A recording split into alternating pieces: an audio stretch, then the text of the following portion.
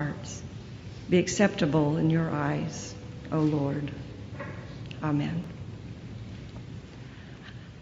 I thought I'd do something a little different this morning. I thought I'd give you a pop quiz.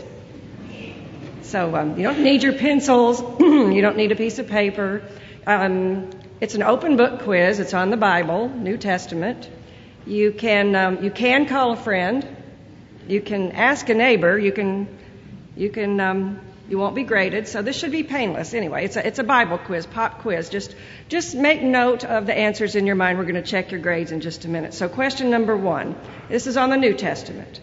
It's about 30 years after the time of Jesus. Paul is writing his letters and circulating them to the various churches. He writes a letter to the church in Corinth, a kind of cantankerous church, and he says 3 things in life abide.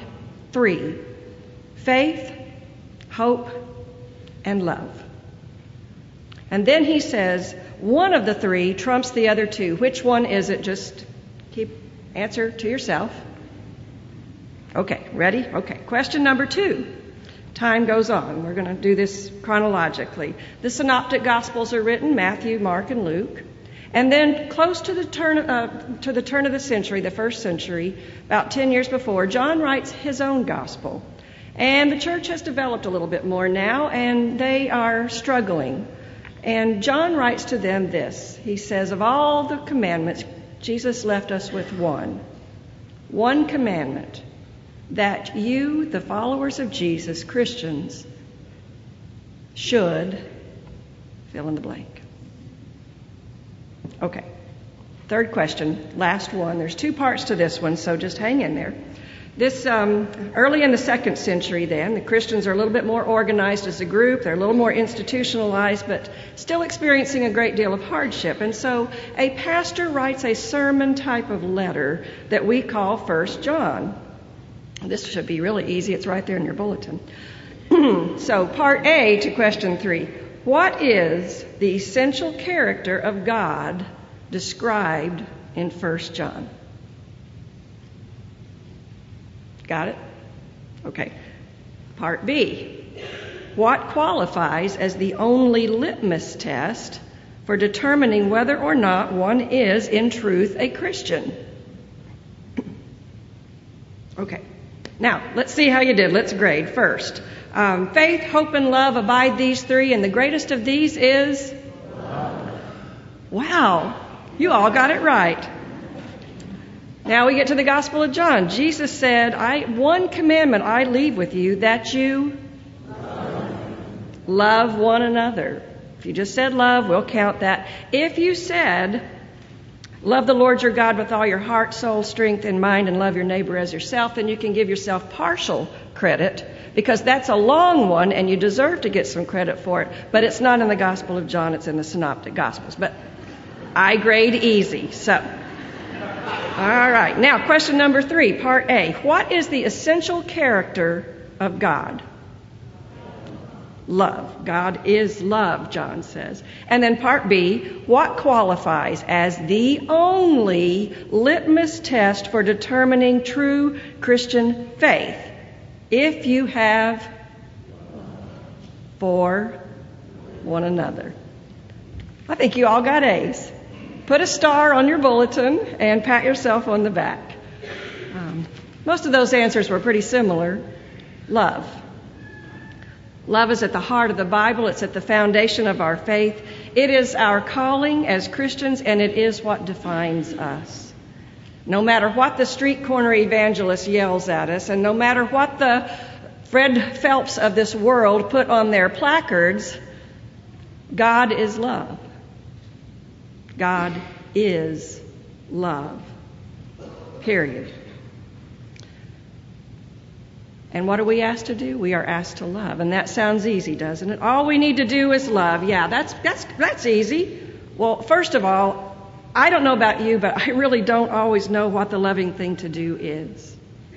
I mean, there's not a manual for it. There's not a love for dummies with the answer of love for every situation in which we come across. I wish there were, but in my experience, maybe in yours, love is more improvisational. We have to look deeper. There's not just one prescription for every situation. We have to love carefully, and we have to love thoughtfully. We have to love with a willingness to be honest with our self-evaluations, or we're liable to let love become something more self-serving. We have to love with a willingness to be rejected or humiliated or even hurt. We have to love with our focus clearly and completely on God, or we will fail miserably. I learned about love in the church and in my family. In my church growing up, there were people who were saints living among us. They had some of the finest, progressive, thoughtful, loving, wise people. Some were Sunday school teachers, some were youth counselors, some were my parents' friends, and some were just people that I observed. So be careful, our kids are watching. Let me tell you about a few of them. There was Mrs. Brown, the children's choir director, who let me sing in the choir a whole year before I was officially old enough because she said I was so advanced for my age. I wasn't, but she was a friend of my mom's, and she made me feel really special. Or Mr. Waters, my junior high Sunday school teacher, who told me that my aqua blue mascara and matching eyeshadow was lovely. It wasn't. But he was a kind and loving Sunday school teacher, and he thought everything we did was funny, even the junior high boys. Or Mrs. McDonald, another Sunday school teacher who asked me to lead a lesson on politics and religion just after Nixon had been elected. I really wish I could have heard that speech again. Or Mrs. Knight, one of our youth leaders who took time away from her family on a Saturday. She was a working mother of 3, but she took time on a Saturday afternoon to come and meet me at the church when I was in high school because I was struggling with some issues and I needed some guidance. The list goes on.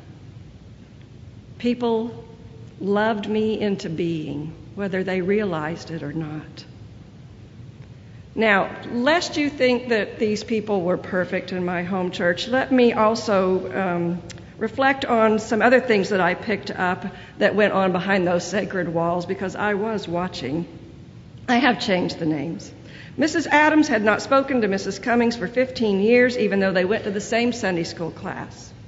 Sarah was gossiping about her suspicions about the Newcomb's daughter and her trip to stay with her aunt in San Antonio for a few months. Mr. Monset was suing Mr. Bender, vowing to ruin him financially. 2 members of the choir were having an affair. Their teenage children knew, but their spouses did not. The administrative board meeting was disrupted more than once by yelling and angry threats. Little James came home from Sunday school crying hysterically because his teacher told him that if you didn't believe in Jesus, you were going to hell, and he didn't want his sweet Aunt Judy to go to hell, but she didn't believe in Jesus. That teacher was given another job in the church. Annie overheard her mother telling her father that the Murphy son was terminally ill because God was punishing him. The Snyders and the Hartfords left the church because the Anderson son came to church with his college roommate, a black man. It was the late 60s. Thankfully, they're the only ones. One of the ministers was secretly meeting women in his office after hours. A volunteer money counter was helping herself to some of the collection. The Smiths hated the Palmers. The Palmers hated the Stantons. The Stantons hated the Connors. And the Connors hated everybody. And then we would sing the hymn, and they'll know we are Christians by our, you know. So here we are, you and me, 3 weeks after Easter, the body of Christ. What has Easter done in our lives? Dr. James Ford at Riverside Church in New York City, I'm going to paraphrase him, but he says, if you are here and love has not transformed you into a new person, then he says Easter has not completed its work in you yet. Love. It doesn't follow rules. In fact, the more we try to pin love down to a set of rules, the less it looks like love, doesn't it? The more we start making demands on love, the further from love we find ourselves. The minute we try to control love, it disappears and becomes abusive. I'm not talking about that warm, fuzzy kind of love. We know about that, like loving puppies or babies, or loving nice old people who smile with a twinkle in their eyes, or sweet little children who wrap their arms around your neck and tell you you're special, or like our little baptized ones this morning. That kind of love is easy. I'm talking about the loving and that gritty, tough, rip your heart out love that asks us to forgive when we'd really rather fight. That demands that we offer healing instead of hate. A love that builds up, encourages, supports, lets go when it needs to, and never ends. Even in the face of rejection. Even in the face of hurt. Even when it feels like it's making no difference at all. We persevere in love. And you can't learn that from a notebook. And you can't accomplish that with a set of rules. Love is improvisational. It is unique to every situation and every individual, and learning to love is like learning to dance. It's a balance of the rules with the improvisation. Learning how to dance with God, that's how we learn to love. Just be sure you don't take your eyes off your dance partner, or you're going to get in trouble. Love takes careful listening and intention. It's not simply a warm, fuzzy feeling that comes easily and naturally. Sometimes, most times, love is also a decision. We choose to love. We have to choose to love sometimes. We choose to love in the face of bitterness, choose to love in the face of hurt, disappointment, rejection, betrayal. And you simply cannot choose to love like that if you take your eyes off God, who is love. I was rereading a book by Tim Madigan. Tim Madigan is a writer with the Star-Telegram here in Fort Worth. And I know that a lot of you have read his book or heard him speak about his friendship with Mr. Fred Rogers. He got to know Mr. Rogers when he was interviewing him, along with Captain Kangaroo, for a book on children and television. The book is entitled, I Am Proud of You, based on the way Fred Rogers signed off all of their emails and letters that they exchanged over the 7 years of their friendship. Tim had unexpectedly been taken in by the genuine, honest, unpretentious, even shocking love of Fred Rogers. The kind of love he offered to everyone. The first time he met him, he watched him on the set, and he was intentionally determined to find that the mask of love would come off as soon as the cameras shut down, but it never happened. Early in their developing friendship, Tim wrote a letter to Fred. I just want to read a piece of it. The purpose of this letter, Fred, is that I have something to ask you. The last several years have been a very profound time of intense personal pain and self-discovery as I've tried to come to terms with the realities of my life, past and present. At the forefront of my mind and soul right now is how hard I tried to get my dad to be proud of me, through sports, through school, through the way I tried to be obedient and good, but no matter what I did, it never seemed enough. I could never wrest from him the love and sense of acceptance that I so desperately craved as a child and have been craving ever since. And then Tim goes on to finally ask of Fred Rogers what he most needed. Will you, he asked, be proud of me? Now, here's what Tim says years later when he reflected on that letter. I cringe when reading those words now, marveling that a man soon to be 40 years old could be so childlike and so vulnerable. Despite what I told Fred in that letter, it was the only time I would openly make that request of another person, to love me. That I did so with Fred was a measure of my intuitive faith in his goodness and the genuineness of his love, and I fully expected a kind reply.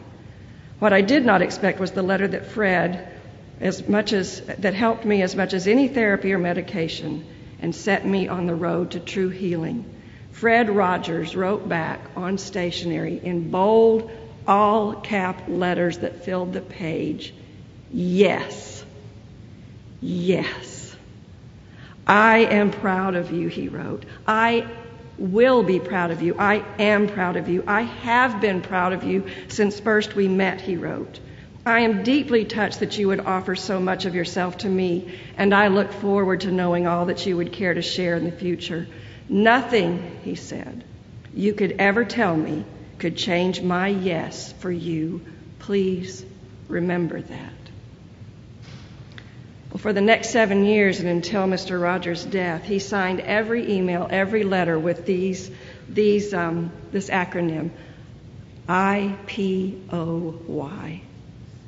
I'm proud of you.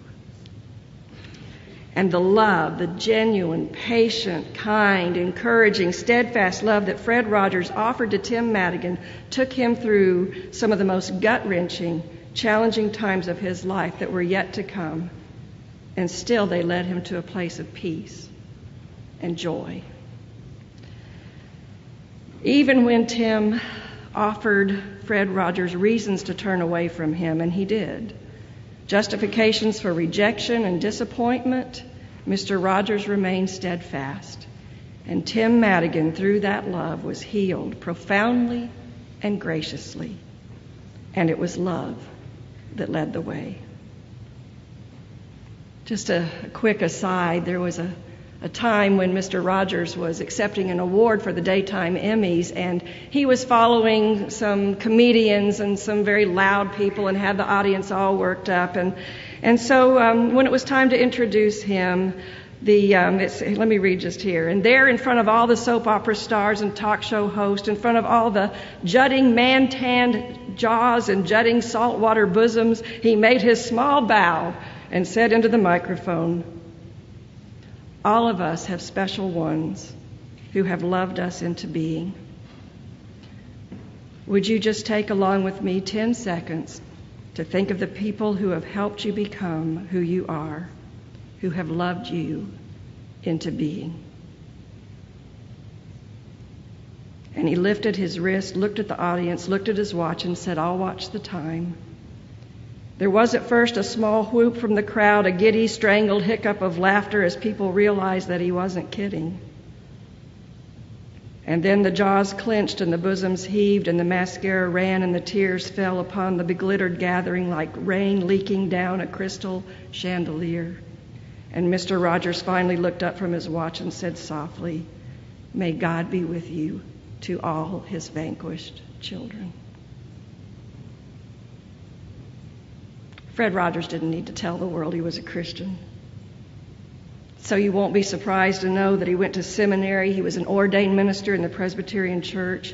He read widely in theology and spirituality. He spent intentional time every day in prayer and meditation. He didn't lead a charmed life. He knew suffering and loss, but he also knew love. And he learned love. And he dedicated himself to a life of love. That is how he wanted to heal the world, one child being loved at a time. And that love had a profound healing effect on thousands of children, thousands, perhaps you and Tim Madigan. "Beloved, let us love one another," wrote John in his pastoral letter to the church. And it's a letter to you, and it's a letter to me. "Everyone who loves is born of God and knows God. And whoever does not love does not know God, for God is love. No one's ever seen God. But if we love one another, God lives in us, and God's love is perfected in us." When you and I stand before God, we aren't going to be given a pop quiz like I gave you, but we might be asked one simple question. And it won't be about our understanding of theology. It won't be about our understanding of religion or how much we know about the Bible. It won't be about theology or morals or politics or how good we are or how successful we have been. It will be this. Did you love one another? Amen.